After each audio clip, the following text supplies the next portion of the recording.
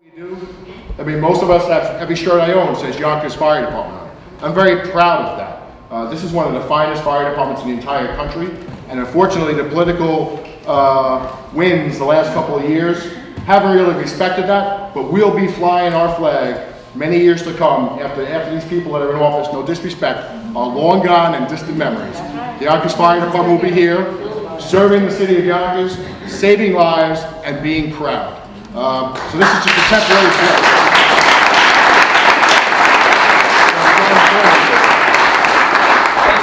Like before, Mr. Cater, I just want to add to this point because I may forget, and it's just what we're talking about now. Because we've been, certainly didn't just start this effort last week. We've been trying to resolve this internally since day one with the city, 20 months now. We've had meetings, we've made phone calls, we've sent emails. We recently sent the mayor, Barry and I sent the mayor a joint letter from both unions, and he didn't respond to it. We sent it certified mail, return receipt requested, I got the return receipt. So the mayor got the letter. It was basically a short letter saying it's unconscionable how long this has taken, and we would like to be on this committee so somebody can explain to us why this is taking so long, and maybe we can help you to move this along and to do it, and importantly also, to do it the right way. And one thing that they're going to tell you when you call, or you're going to call your elected representatives, and you folks are going to be told by the mayor is, well, if you look at a map, there's only one rescue company in the city, and it is sort of centrally located right now. Don't the people on the other side of the town deserve a rescue company also? And this is a very counterintuitive situation. The only reason that the rescue company was relocated from New School Street to Central Avenue across from the racetrack, it wasn't a strategic reason. They didn't say, oh, you know, we really should have it over there because that's a better place for it to be to serve the residents of the city. They did it because the firehouse was condemned and they had nowhere else to put it, right? So if that was the right place for it to be, it would have been there generations ago. It's been on New School Street for generations under multiple mayors and multiple fire commissioners for the very simple reason that this section of the city is absolutely the predominant section of the city where we have fire fatalities. Tremendous numbers of fire fatalities. One of the things that we didn't have time to get ready for but we will be bringing it in the future, we will list 8 people that died on the corner of Warburton Avenue and Ashburton Avenue. This is just since I've been on the fire department.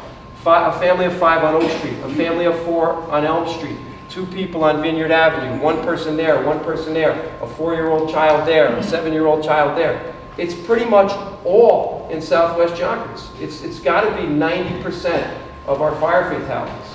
So it is just absolutely unconscionable that the rescue company that has, you know, probably the 4 senior firefighters or close to the 4 senior firefighters working in the city on that tour with special tools and special equipment who are rescuing people that are coming along and getting down here 5 or 6 or 7 or 8 or 9 minutes after you know, the first 2 companies have arrived. Now, if you're a lawyer and you live in a single-family house in Katona and your neighbors are far, far away, so as long as you just keep your house safe, everything's cool. You don't have to worry about the people below you starting a fire or on the side of you or next door.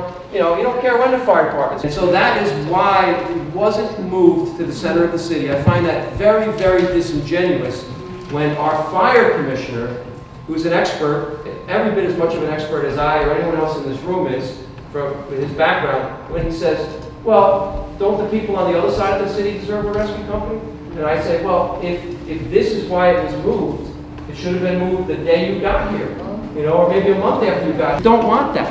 You know, we don't want to embarrass the mayor and ruin his political career for the rest of his life. We really don't want that. We want to just build a firehouse and save people and prevent people from dying. But, you know, if they keep kicking the can down the road, that's going to be the unfortunate outcome. So thank you for listening to that. Mike?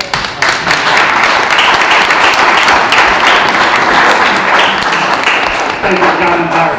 First of all, every member on the job right now should be very thankful for leadership Barry and John have shown.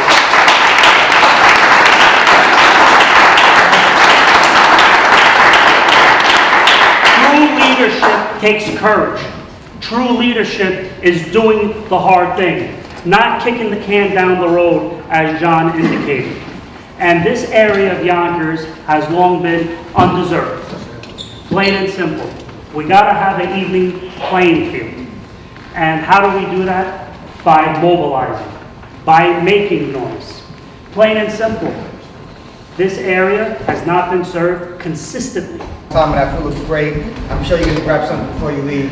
I hope to work very closely with the fire department. I have in the past, and I hope to do more in the future.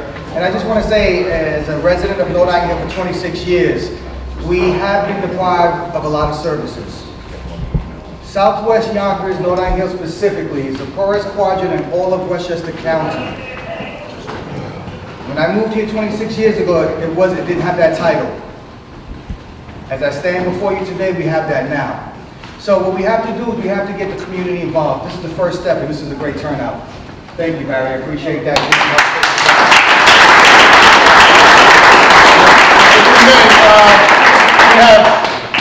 John Chief Flynn talked about our fire commissioner who lives in Queens and is new to the city of Yonkers. Well, we have with us the pleasure tonight of a fire commissioner from Yonkers that's actually lived in Yonkers his entire life. Actually was born and raised in Nodine Hill off of Park Avenue, that knows the city intimately. That was our fire union president for 14 years, was our fire commissioner for 8 years, and that's Tony Pagano. So, thank you, Barry. Thank you, John. You know, it's tough to stand up here and try and fight for what is really needed. I did it for 14 years as union president, for 9 years as commissioner. When somebody says, do we need a rescue on the other side, like this new commissioner says, well, let them fight for it, because we fought to get the rescue that was removed in the 80s put back. And sometimes you have to put your job on the line. Sometimes you got to look the mayor in the eye and try to convince him where you need fire companies. Years and years ago, firehouses were built in strategic areas, a strategic area. And that's the foundation of the area, a firehouse, a police station. That's how you start building your foundation. You build your foundation to keep the citizens that live in this city safe. So when you're going to remove part of that foundation, what happens? You have a collapse. Unfortunately, when it's a firehouse, the collapse is to the people that live in the area. Several of these deaths that Chief Flynn, President Magoo are talking about is when they remove the rescue. It'd be very helpful to the citizens of Yonkers if the people would actually hold their elected representatives accountable. Here we are in the southwest section of the city. We've had a firehouse closed for 20 months now. It's moving at a snail's pace to do a reconstruction and a rebuild of that firehouse. And as a result, our rescue company has been relocated about 3 miles away on the east side of Yonkers. 3 miles doesn't sound like quite a distance, but when there's a fire, 3 minutes could be 3 miles could be the difference between life and death. We got to get that rescue company closer to Southwest Yonkers where it's critically needed. And time. It does take time to have any kind of procurement for the purchase of something like a firehouse. The problem is for 20 months now, almost nothing's happened except they've picked a designer and architect. At this rate, we'll be looking 3 to 5 years before there's actually a firehouse constructed. And what kind of danger is the southwest part of the city going to face during that period of time? What was the time frame given for the construction? I personally, we've been shut out of the process. I just know that the design phase was supposed to be approximately about 12 months, maybe 9 to 12 months. And then the build phase, once they have an approved design, that could be anywhere from 12 months to 24 months.